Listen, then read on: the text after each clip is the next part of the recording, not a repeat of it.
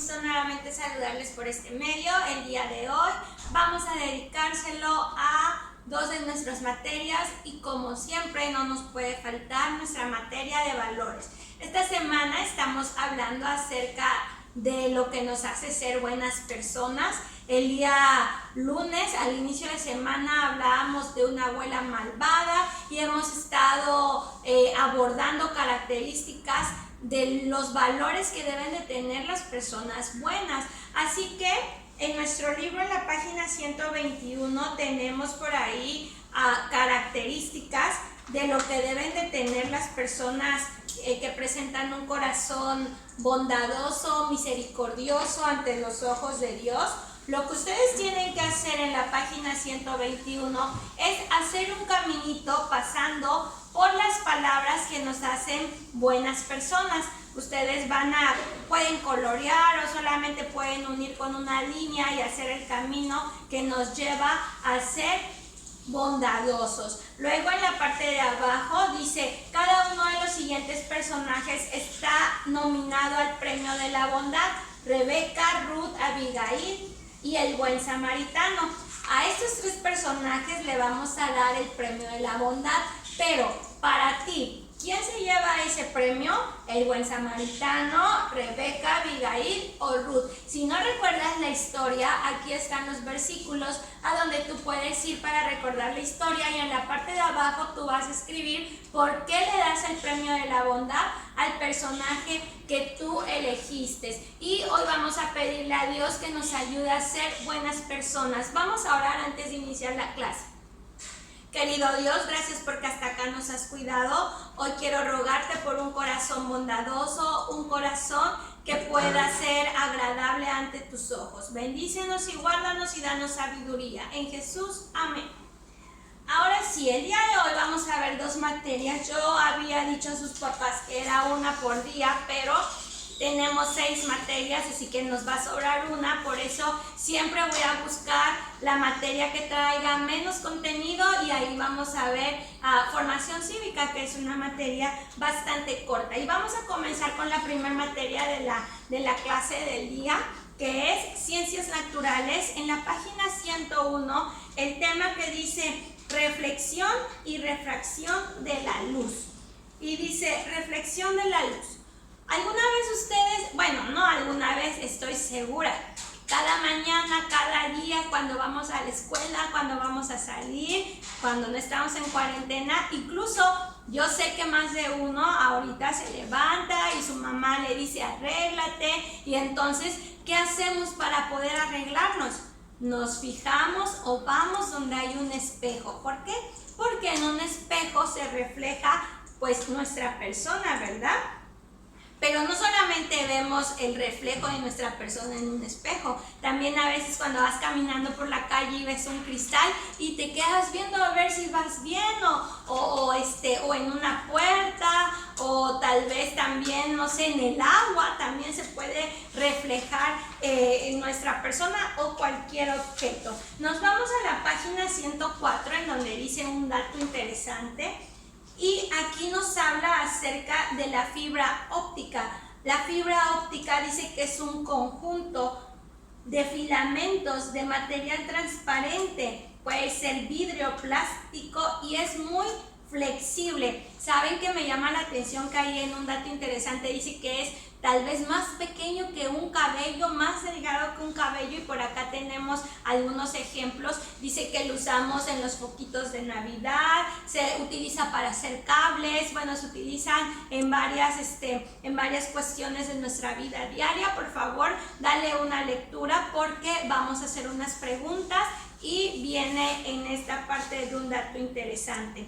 Ahora, ¿pero qué es la luz o cómo se forma la luz? La luz es una forma de energía y gracias a ella nos podemos reflejar en el espejo.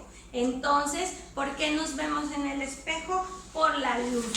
Y también en otro dato interesante de la página 106 nos habla de un periscopio.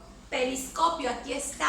¿De qué está formado el periscopio? Bueno, el periscopio está formado de varios espejos que forman reflejos. Antes de salir, antes de nuestra cuarentena, me parece que los niños de sexto de primaria Se los comento porque por ahí yo vi uno en la mesa y alguien me preguntó, maestra, ¿de quién es esto? Es un tubo que está formado por muchos espejos y entonces visualizas. También es importante que tú leas un dato interesante porque también viene alguna pregunta de aquí. Y por último, la refracción. ¿Qué es la refracción? Dice que es el cambio de dirección que toman los rayos de luz al pasar de un medio a otro. Por ejemplo, si pasa de un gaseoso a un líquido, entonces a esto se le llama refracción. Ustedes pueden ver aquí la imagen. Yo voy a mandar a sus mamás unas preguntas que ustedes tienen que contestar sobre este pequeño tema, ¿sale? Y así terminamos ciencias naturales y pasamos rápidamente a lo que es formación cívica y ética. Y vamos a entrar al bloque 3 de formación cívica y ética. México, un país diverso y plural.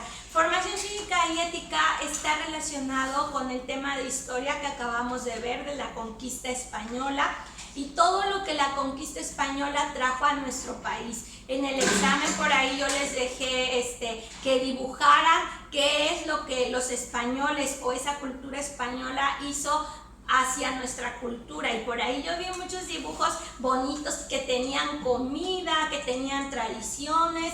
Bueno, nuestro país así es. Vivimos, México, dice, ante el gobierno, ante las autoridades en México, todos somos iguales.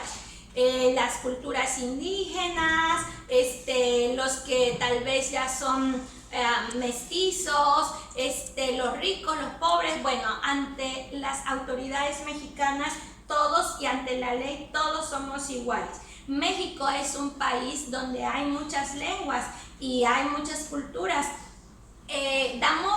Podríamos decir que somos afortunados porque el hecho de que en nuestro país haya mucha cultura habla de nuestra historia, habla de que en México hubo historia antes de, así que esta historia que marca a nuestro país se simboliza con los, válgase la redundancia, con los símbolos patrios. ¿Cuáles son los símbolos patrios? Los que nos ayudan a identificarnos como nación. Ustedes díganme, pues el himno nacional, nuestra bandera, ¿qué más puede ser un símbolo patrio?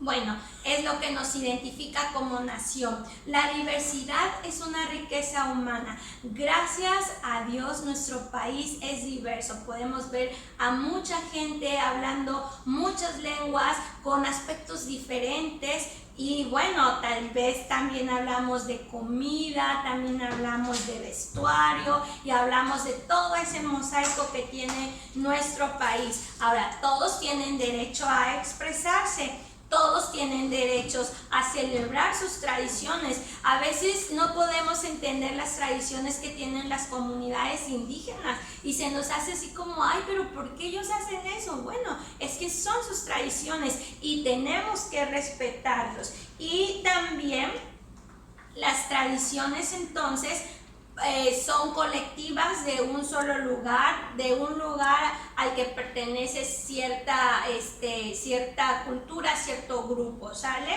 Y es importante también el lenguaje que ellos hablan. A veces nos topamos con gente que habla otra lengua y estamos hablando de México. No hablamos de un idioma como el inglés, como el francés, sino de una lengua de nuestro país. Entonces, cuando nosotros escuchemos a indígenas, a personas de comunidades hablando esas lenguas, en vez de hacer caras feas o en vez de decir, de burlarnos de ellos, deberíamos estar orgullosos porque nuestro país es un país que tiene muchas culturas. El territorio mexicano a principios del siglo XVI, lo vimos en historia, fue ocupado por indígenas, en su mayoría, todos eran indígenas hasta que llega la conquista, que ya también les vuelvo a recordar, pasó la semana antepasada, hablábamos de esto, y entonces esta cultura que era de indígenas se mezcló con la cultura europea,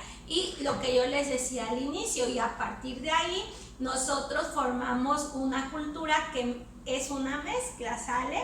Y bueno, después ya sabemos, o en historia también vamos a aprender un poquito de cómo los indígenas, los mestizos y los criollos lucharon para ser independientes y para poder librarnos o estar separados de los españoles. Vamos a realizar la actividad de MDA, Información Cívica y Ética. Si tú me fuiste siguiendo, por favor ve subrayando las partes importantes que yo mencioné. Y vamos a realizar nuestro MDA en la página 288. Y dice la primera pregunta, ¿qué nos recuerdan las tradiciones y las formas de expresar la cultura? Yo lo acabo de decir, que tenemos una historia, que somos un país que atrás de lo que nosotros estamos viviendo, que hace años pasó por algo, que lucharon y que dejaron una historia para nosotros. Y entonces ustedes van a contestar estas preguntas al igual que el crucigrama. Y bueno, estas son las actividades que tenemos el día de hoy. Nos vemos mañana.